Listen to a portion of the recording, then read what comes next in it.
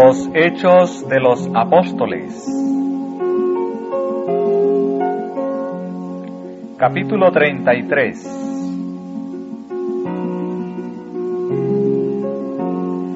Trabajos y dificultades.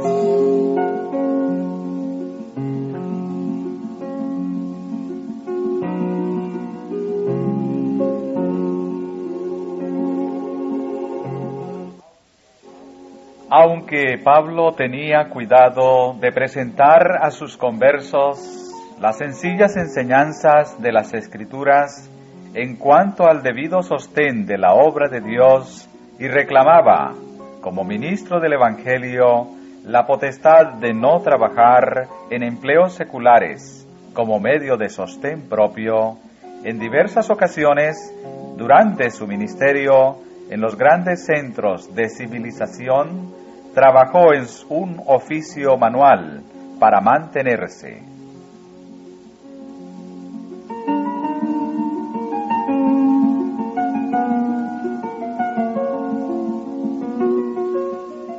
Entre los judíos no se consideraba el trabajo físico como cosa extraña o degradante.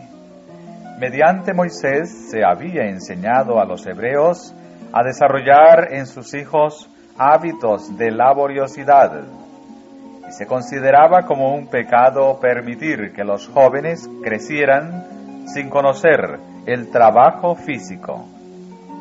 Aun cuando se educara a un hijo para un cargo sagrado, se consideraba esencial un conocimiento de la vida práctica.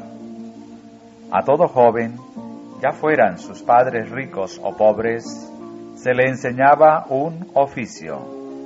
Se consideraba que los padres que descuidaban el impartimiento de esa enseñanza a sus hijos se apartaban de la instrucción del Señor.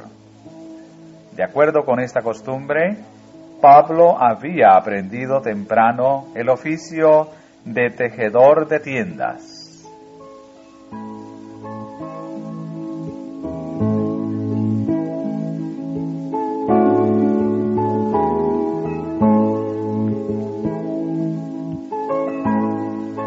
Antes de llegar a ser discípulo de Cristo, Pablo había ocupado un alto puesto y no dependía del trabajo manual para su sostén. Pero más tarde, cuando hubo usado todos sus medios para promover la causa de Cristo, recurrió algunas veces a su oficio para ganarse la vida.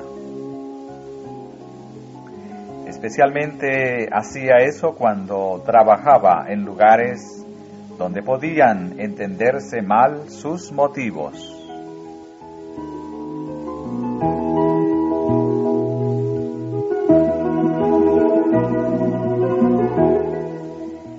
Tesalónica es el primer lugar acerca del cual leemos que trabajó Pablo con sus manos para sostenerse mientras predicaba la palabra. Escribiendo a la iglesia de creyentes de allí, les recordó que podía haberles sido carga y añadió: hermanos, ¿os acordáis de nuestro trabajo y fatiga, que trabajando de noche y de día, por no ser gravosos a ninguno de vosotros, os predicamos el Evangelio de Dios? Y de nuevo, en su segunda epístola a los tesalonicenses, declaró que él y sus colaboradores, durante el tiempo que habían estado con ellos, no habían comido el pan de ninguno de balde. Noche y día trabajamos, escribió, por no ser gravosos a ninguno de vosotros, no porque no tuviésemos potestad, sino por daros en nosotros un dechado, para que nos imitaseis.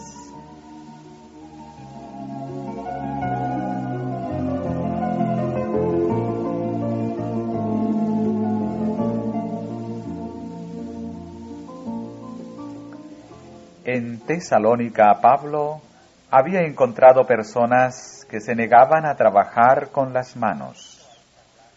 Respecto a esta clase escribió más tarde: «Andan algunos entre vosotros fuera de orden, no trabajando en nada, sino ocupados en curiosear. Y a los tales requerimos y rogamos por nuestro Señor Jesucristo, que trabajando con reposo coman su pan». Mientras trabajaba en Tesalónica, Pablo había tenido cuidado de presentar a los tales un ejemplo correcto, porque aun estando con vosotros, escribió, os denunciábamos esto, que si alguno no quiere trabajar, tampoco coma.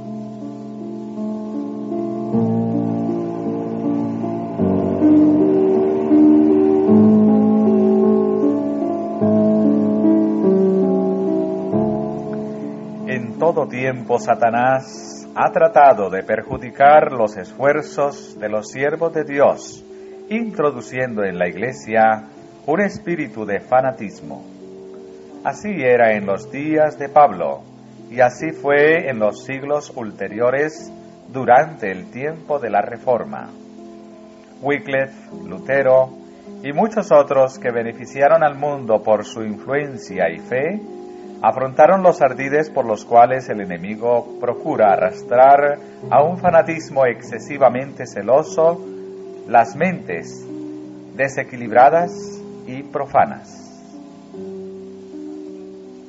Ciertas almas extraviadas han enseñado que la adquisición de la verdadera santidad eleva la mente por encima de todo pensamiento terrenal e induce a los hombres a abstenerse enteramente del trabajo. Otros, interpretando con extremismo cierto texto de la Escritura, han enseñado que es un pecado trabajar, que los cristianos no debieran preocuparse de su bienestar temporal y del de sus familias, sino que deberían dedicar sus días enteramente a las cosas espirituales. La enseñanza y el ejemplo del apóstol Pablo son un reproche contra semejantes conceptos extremos.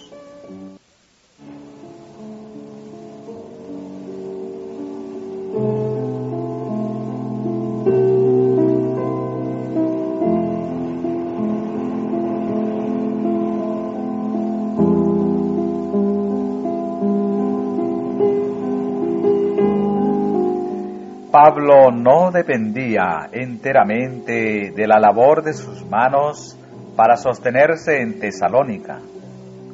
Refiriéndose ulteriormente a lo que le sucedió en esa ciudad, escribió a los creyentes filipenses en reconocimiento de los dones que había recibido de ellos mientras estaba allí. Aún a Tesalónica me enviasteis lo necesario 1 y 2 veces. No obstante, el hecho de que había recibido esta ayuda tuvo cuidado de presentar a los tesalonicenses un ejemplo de diligencia, de modo que nadie pudiera acusarlo con razón de codicia, y también para que aquellos que tenían conceptos fanáticos en cuanto al trabajo manual recibieran una reprensión práctica.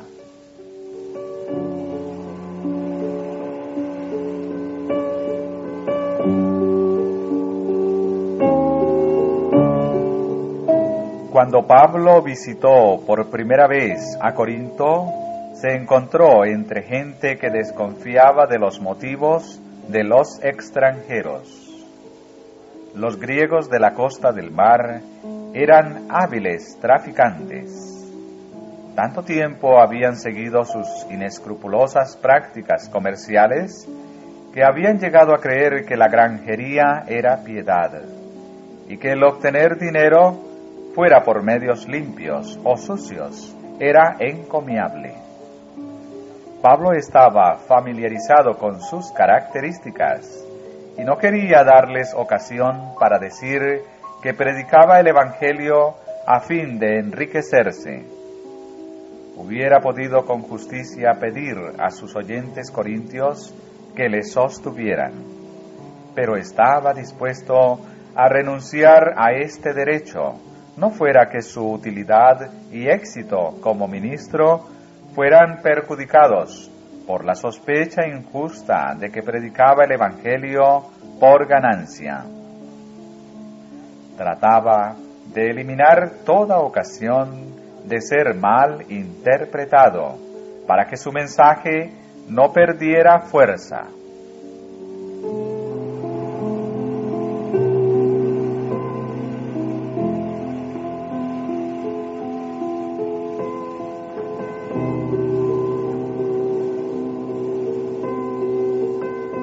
Poco después de llegar a Corinto, Pablo encontró a un judío llamado Aquila, natural del Ponto, que hacía poco que había venido de Italia, y a Priscila su mujer.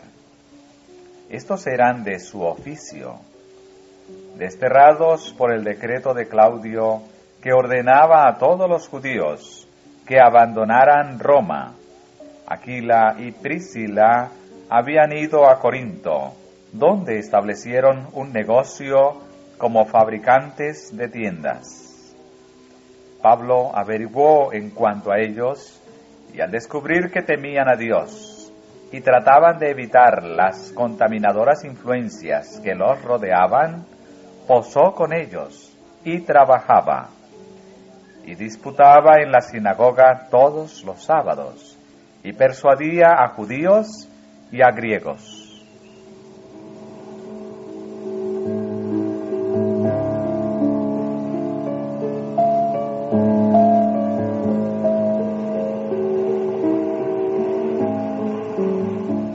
Más tarde, Silas y Timoteo se unieron a Pablo en Corinto.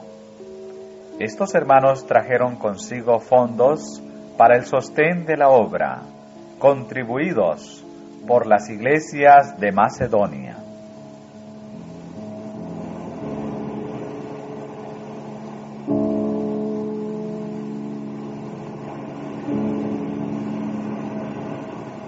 En su segunda carta a los creyentes de Corinto, escrita después que se hubo levantado una fuerte iglesia allí, Pablo reseñó su manera de vivir entre ellos. ¿Pequé yo?, preguntó, humillándome a mí mismo para que vosotros fueseis ensalzados, porque os he predicado el Evangelio de Dios de balde.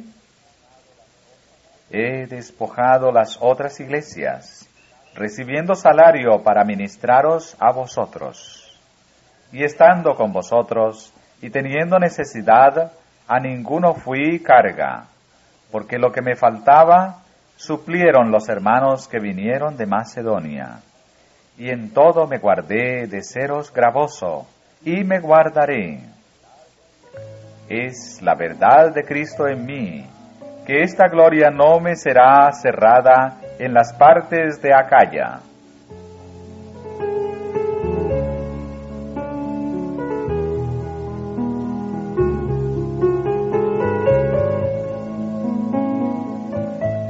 Pablo dice por qué había obrado así en Corinto. Era para no dar ocasión de crítica a aquellos que la desean. Mientras trabajaba haciendo tiendas, actuaba también fielmente en la proclamación del Evangelio.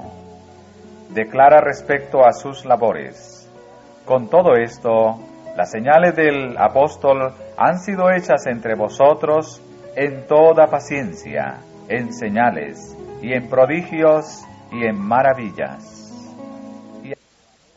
Y añade: porque ¿qué hay en que habéis sido menos que las otras iglesias, sino en que yo mismo no os he sido carga? Perdonadme esta injuria. He aquí estoy aparejado para ir a vosotros la tercera vez, y no os seré gravoso, porque no busco vuestras cosas, sino a vosotros. De muy buena gana despenderé y seré despendido por vuestras almas.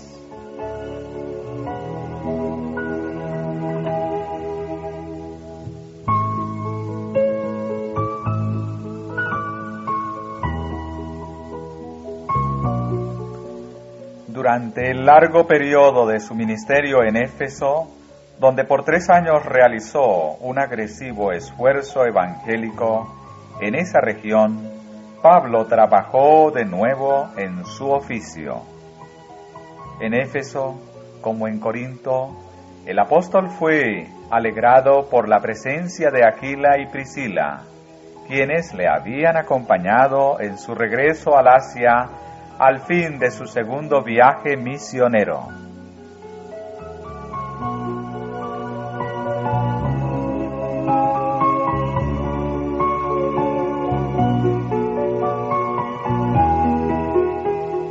Algunos criticaban a Pablo porque trabajaba con las manos, declarando que era incompatible con la obra del ministro evangélico. ¿Por qué Pablo, un ministro de la más elevada categoría, vinculaba así el trabajo mecánico con la predicación de la palabra?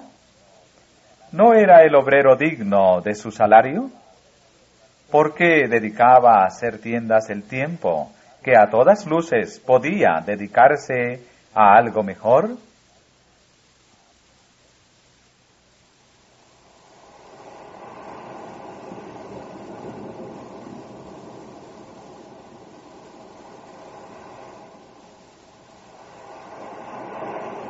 Pablo no consideraba perdido el tiempo así empleado.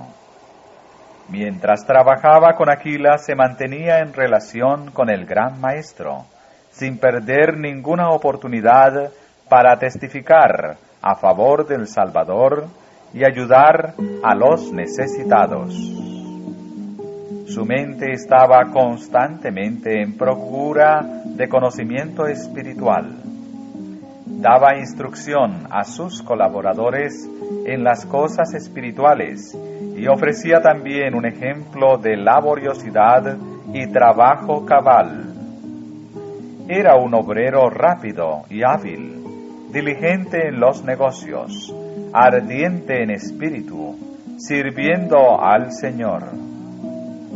Mientras trabajaba en su oficio, el apóstol tenía acceso a una clase de gente que de otra manera no hubiera podido alcanzar. Mostraba a sus asociados que la habilidad en las artes comunes es un don de Dios, quien provee tanto el don como la sabiduría para usarlo correctamente. Enseñaba que aún en el trabajo de cada día ha de honrarse a Dios. Sus manos encallecidas por el trabajo no menoscababan en nada la fuerza de sus patéticos llamamientos como ministro cristiano.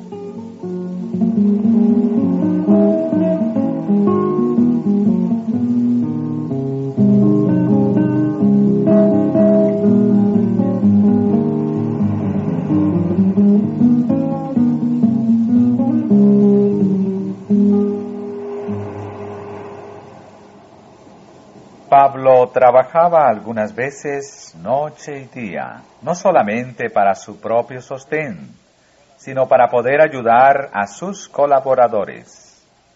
Compartía sus ganancias con Lucas y ayudaba a Timoteo.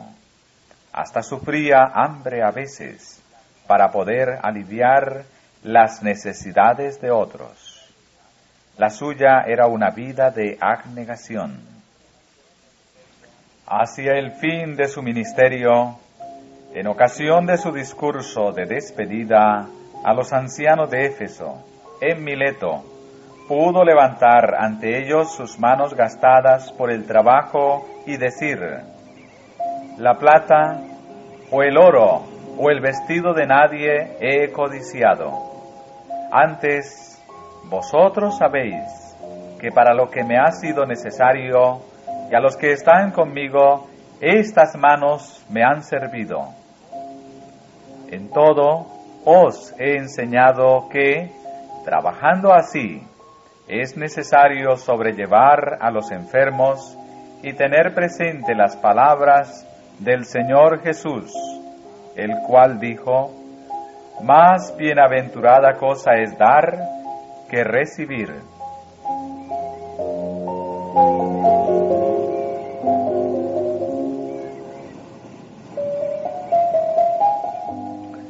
Si los ministros sienten que están sufriendo durezas y privaciones en la causa de Cristo, visiten con la imaginación el taller donde Pablo trabajaba.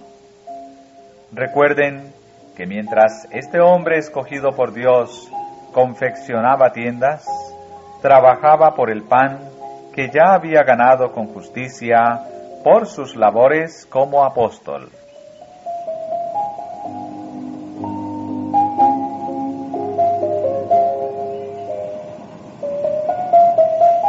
El trabajo es una bendición, no una maldición. Un espíritu de indolencia destruye la piedad y entristece al Espíritu de Dios. Un charco estancado es repulsivo, pero la corriente de agua pura esparce salud y alegría sobre la tierra. Pablo sabía que aquellos que descuidan el trabajo físico se debilitan rápidamente. Deseaba enseñar a los ministros jóvenes que, trabajando con sus manos y poniendo en ejercicio sus músculos y tendones, se fortalecerían para soportar las faenas y privaciones que los aguardaban en el campo evangélico. Y comprendía que su propia enseñanza carecería de vitalidad y fuerza si no mantenía todas las partes de su organismo debidamente ejercitadas.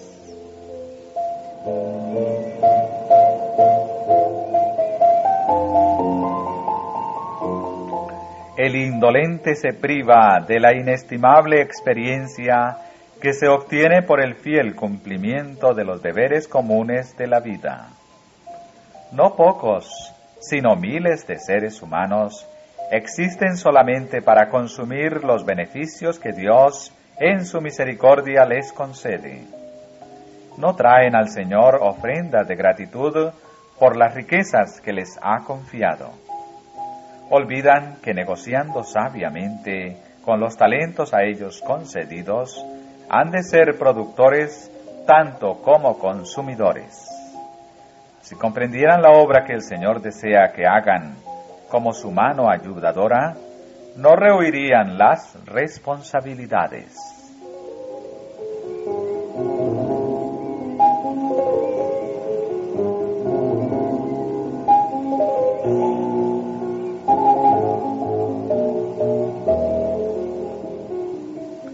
La utilidad de los hombres jóvenes que sienten que son llamados por Dios a predicar depende mucho de la forma en que empiezan sus labores. Los que son escogidos por Dios para la obra del ministerio darán pruebas de su alta vocación y por todos los medios de que dispongan se esforzarán para desarrollarse como obreros capaces. Tratarán de adquirir una experiencia que los haga aptos para planear, organizar y ejecutar. Al apreciar la santidad de su vocación, llegarán a ser, por la disciplina propia, más y aún más semejantes al Señor, revelando su bondad, amor y verdad. Y mientras manifiesten fervor en el desarrollo de los talentos a ellos confiados, la Iglesia debe ayudarles juiciosamente.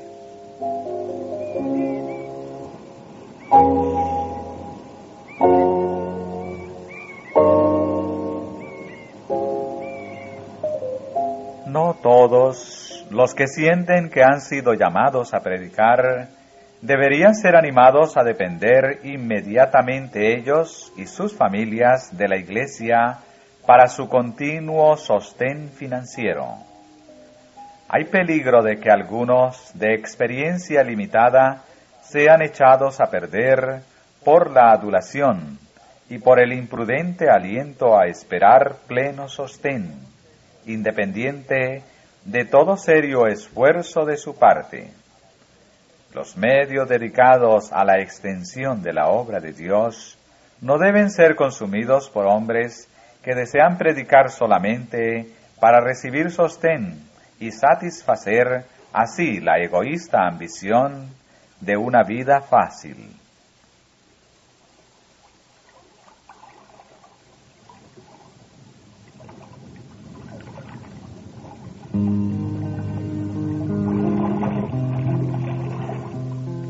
Los jóvenes que desean ejercer sus dones en la obra del ministerio hallarán una lección útil en el ejemplo de Pablo en Tesalónica, Corinto, Éfeso y otros lugares.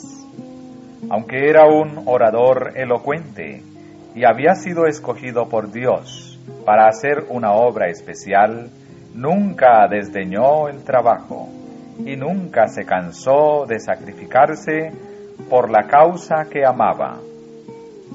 Hasta esta hora escribió a los corintios: hambreamos y tenemos sed, y estamos desnudos, y somos heridos de golpes, y andamos vagabundos, y trabajamos, obrando con nuestras manos. Nos maldicen y bendecimos, padecemos persecución y sufrimos.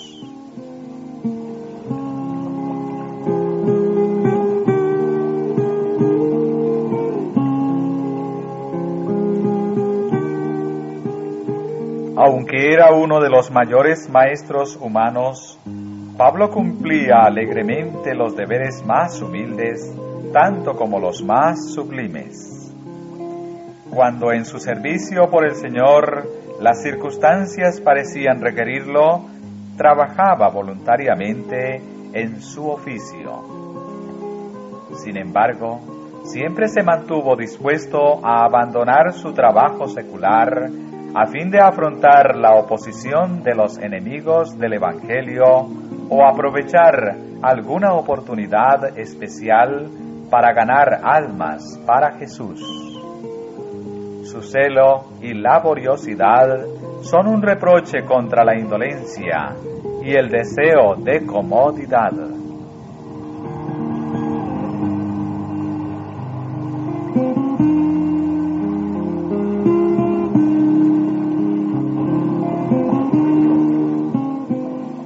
Pablo dio un ejemplo contra el sentimiento que estaba entonces adquiriendo influencia en la iglesia, de que el Evangelio podía ser predicado con éxito solamente por quienes quedaran enteramente libres de la necesidad de hacer trabajo físico.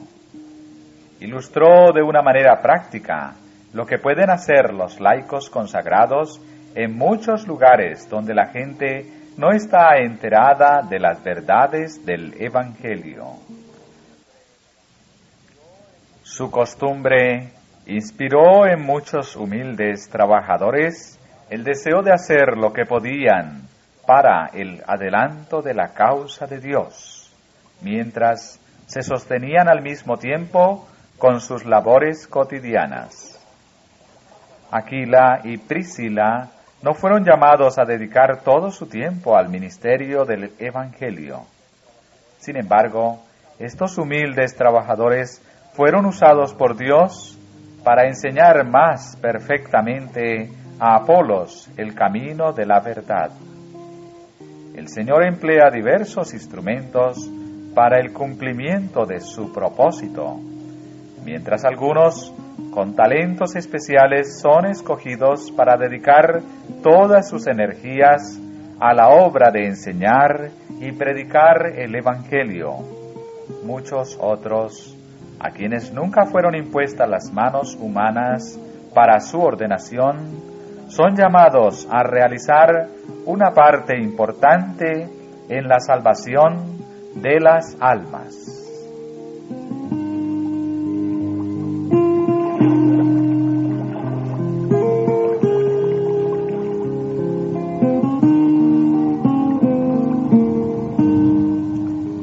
Hay un gran campo abierto ante los obreros evangélicos de sostén propio. Muchos pueden adquirir una valiosa experiencia en el ministerio mientras trabajan parte de su tiempo en alguna clase de labor manual. Y por este método pueden desarrollarse poderosos obreros para un servicio muy importante en campos necesitados.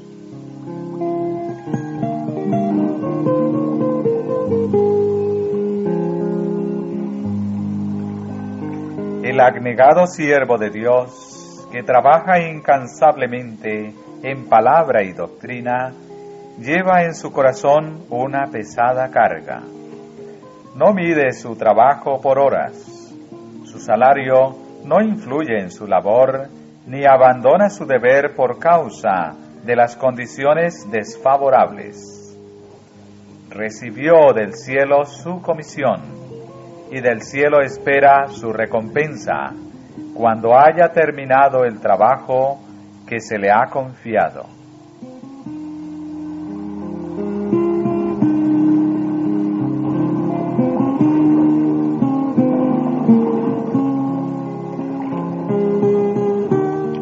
Es el propósito de Dios que tales obreros estén libres de ansiedades innecesarias y que puedan tener plena oportunidad para obedecer la orden de Pablo a Timoteo.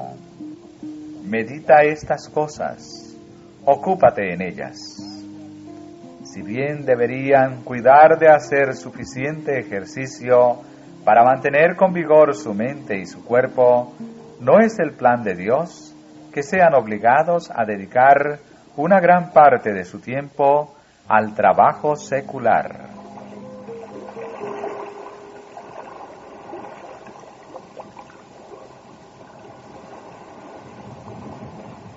Estos fieles obreros, aunque dispuestos a gastar y ser gastados por el Evangelio, no están exentos de tentación. Cuando están impedidos y cargados por ansiedades, porque la Iglesia no les da el debido sostén financiero, algunos son acosados fieramente por el tentador. Cuando ven que se aprecian tan poco sus labores, se deprimen. Es verdad que esperan recibir su justa recompensa en el tiempo del juicio, y esto los sostiene. Pero, entre tanto, sus familias deben recibir alimento y ropa.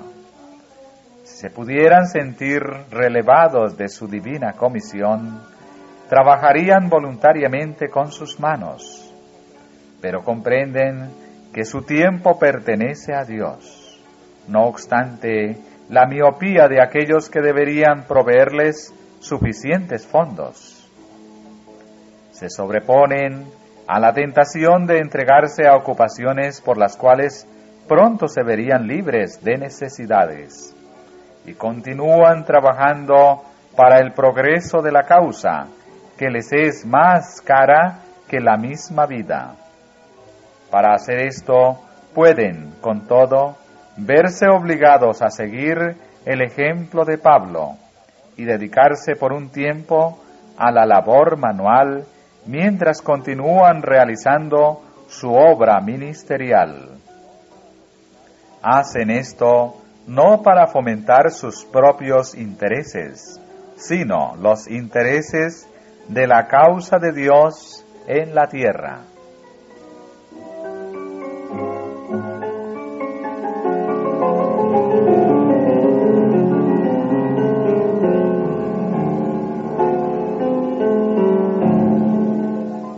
Hay ocasiones cuando le parece imposible al siervo de Dios hacer la obra que necesita hacerse por causa de la falta de medios para realizar un trabajo vigoroso y sólido.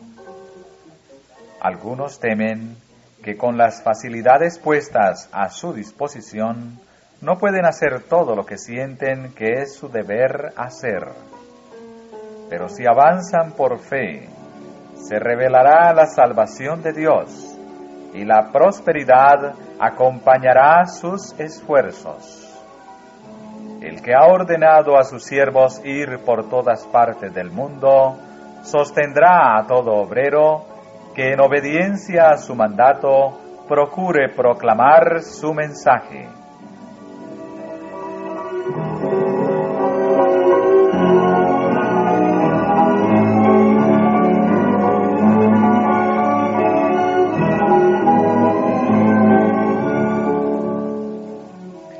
edificación de su obra, el Señor no aclara todas las cosas a sus siervos. Algunas veces prueba la confianza de su pueblo, haciéndolo pasar por circunstancias que lo obliguen a avanzar por fe. A menudo guía a sus hijos por lugares estrechos y difíciles, y les ordena avanzar cuando parece que sus pies penetran en las aguas del Jordán. En tales ocasiones, cuando las oraciones de sus siervos ascienden a Él con ardiente fe, Dios abre el camino ante ellos y los lleva a lugares amplios.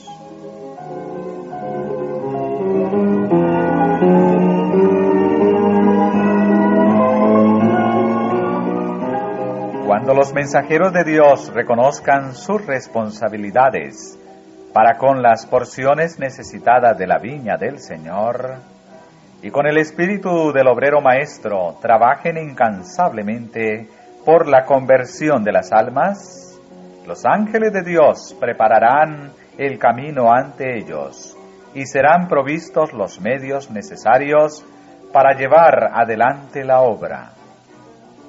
Los que sean iluminados darán liberalmente para el sostén del trabajo hecho en su favor.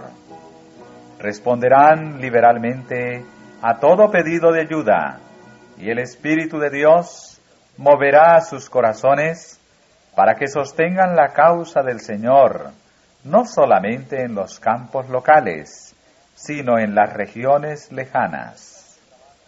Así, las fuerzas que trabajan en otros lugares serán corroboradas, y la obra del Señor avanzará de la manera por Él señalada.